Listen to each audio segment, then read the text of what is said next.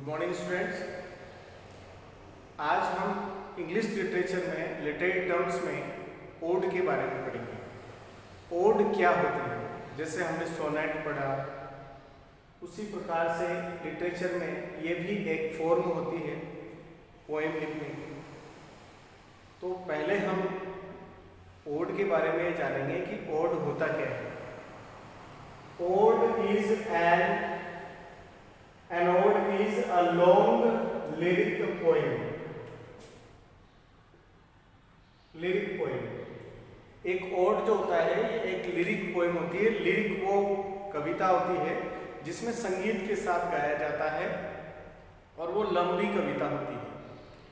तो पहले हमें सीखना पड़ेगा कि an ode is a long lyric poem serious in subject। Ode में जो डिस्क्रिप्शन होता है, जो वर्णन होता है, जिसके बारे में उसमें डिस्क्राइब किया होता है, वो मैटर सीरियस होता है, स्पेशली किसी भी पर्सन के बारे में होता है। Elevated in style and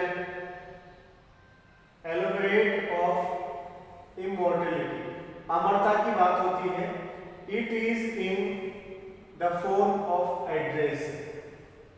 address संबोधन, किसी न किसी विशेष रूप से किसी न किसी पर्सन को, किसी न किसी व्यक्ति के बारे में एड्रेस किया जाता है और उसकी जीवनी या उसके द्वारा किए गए कार्यों का उसमें वर्णन किया जाता है।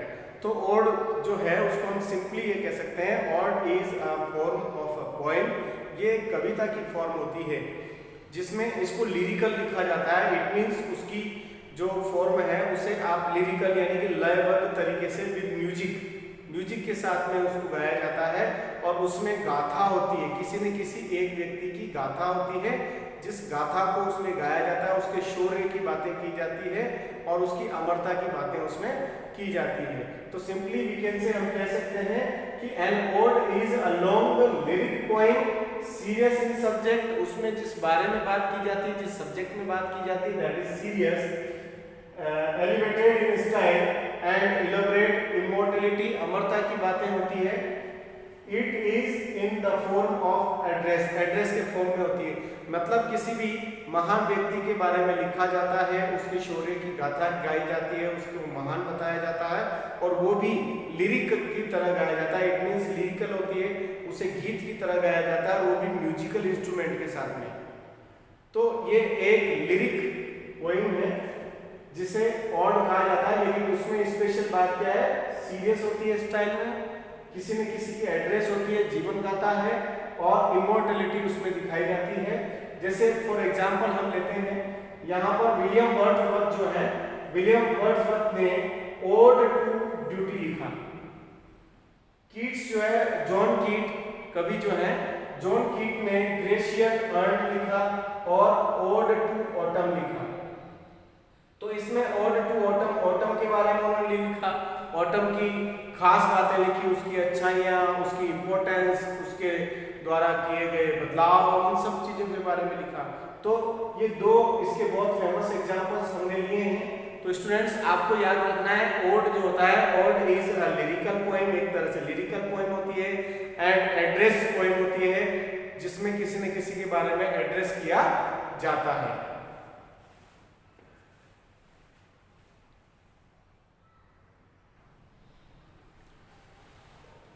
एंड डियर स्टूडेंट्स, जो सेकंड आज हम टॉपिक पढ़ रहे हैं लिटरेरी टर्म्स में, वो है हमारा लिरिक। अब ये लिरिक क्या होता है पहले हमें ये समझना है और उसके बाद कहाँ इसको यूज किया जाता है, कैसे यूज किया जाता है। तो पोइट्री में a lyric is a short poem और सॉन्ग। लिरिक जो होता है, पहली चीज है, एक शॉर्ट पोएम है या एक सॉन्ग होता है विच कैन बी संग, जिसे गाया जा सकता है, to the accompaniment of music, संगीत के साथ जिसे गाया जा सकता है।